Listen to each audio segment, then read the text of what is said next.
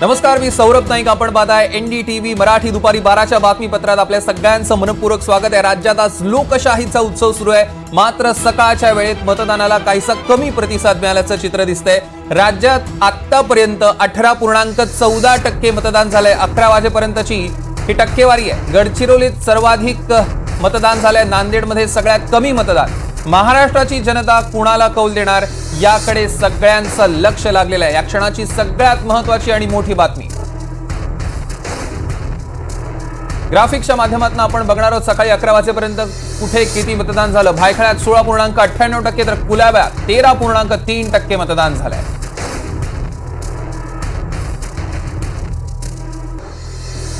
तर धारावीमध्ये 13.28% मतदान आणि माहीममध्ये 19.66% मतदानाची नोंद झाली.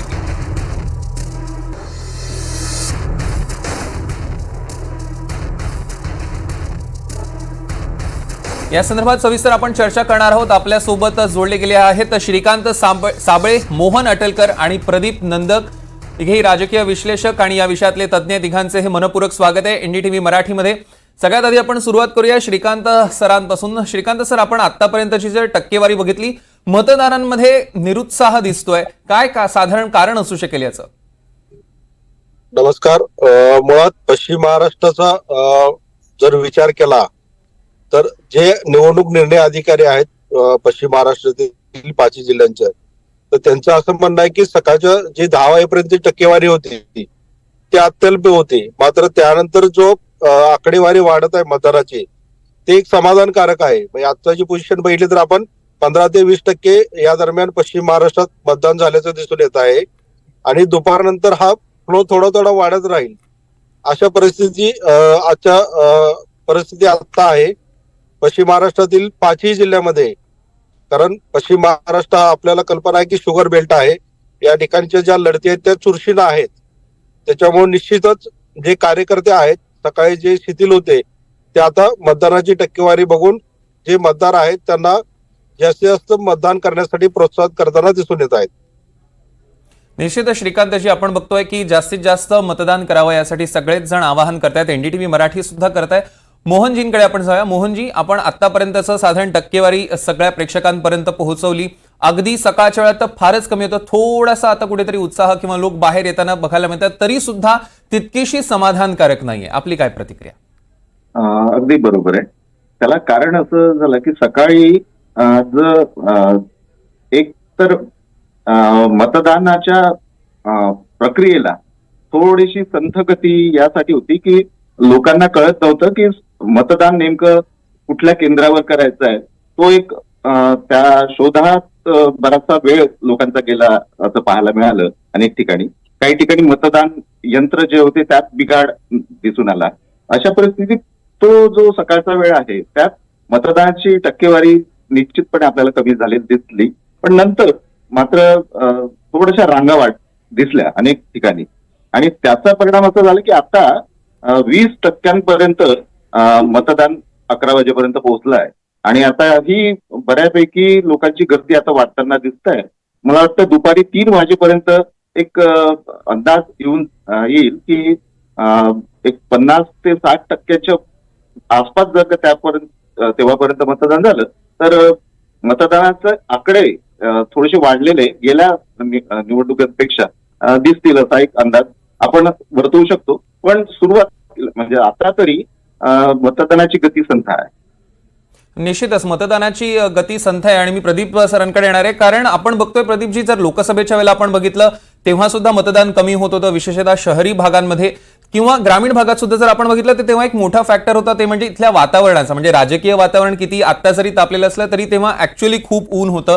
आता सगळीकडे जर आपण अंदाज घेतला तर तसा वातावरणाचा फारसा परिणाम दिसत नाहीये. लोक सहजपणे बाहेर पडू शकतात. मग असं काय आहे की लोक मतदानासाठी अजूनही बाहेर पडली नाही? कारण जवळपास 5 तास उलटून गेलेले आहेत, फक्त 6 तास बाकी आहेत.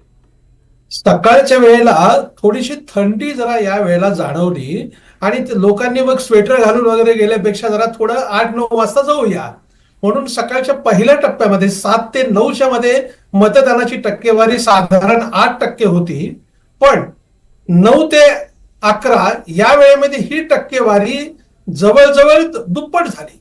आता साधारणपणे 18.5% ते 20%, काही ठिकाणी 21.5% पर्यंत पण मतदान झालेलं आहे. आणि मला असं वाटतं की लोकसभा निवडणुकीपेक्षा या निवडणुकीमध्ये मताची टक्केवारी नक्की वाढेल.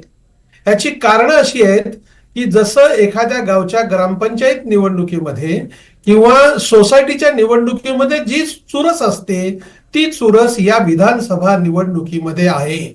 आणि त्यामुळं मताची टक्केवारी ही जेव्हा तुम्ही संध्याकाळी आपण चर्चा करूया तेव्हा आपल्याला लक्षात येईल की साधारणपणे 70%च्या वर मतदान गेलेलं असेल. अगदी अगदी म्हणजे ही खरंच गोष्ट आहे. आपण असा आशावाद व्यक्त करायला हरकत नाही. मी पुन्हा एकदा मोहनजींकडे येणार आहे. मोहनजी, आपण बघितलं तर संपूर्ण सगळीकडे आपले राज्यभरात 288 मतदारसंघात आपले सगळे रिपोर्टर्स तिथे आहेत. सगळ्यांनी एक गोष्ट विशेषत्वानं नोंदवली आहे, सगळ्यांचं एक निरीक्षण आहे की यावेळी तरुण मतदार फारसा त्यांना दिसलेला नाही. म्हणजे निदान 11-12 वाजेपर्यंत तरी तरुण मतदार फारसा बाहेर पडलेला दिसला नाहीये. याची काय कारणं असू शकतात? मुळात तरुण मतदारांमध्ये अनास्था ही लोकसभेच्या वेळेसही दिसून आलीच होती. आणि त्यामध्ये नव मतदार जो आहे, जो 18 ते 20-25 वयोगटातला, त्यामध्ये एक आजकालच्या या राजकारणातल्या ज्या घडामोडी मधल्या काळामध्ये घडल्या त्याबद्दल एक निराशेची भावना त्या तरुणांमध्ये दिसली. त्यांच्यासोबत बोलताना ते जाणवलं की ह्या फाटाफुटीचं जे राजकारण आहे त्यातून नेमका लोकांनी काय निवडायचं हे आता त्याबद्दलच संभ्रम निर्माण झालेला आहे.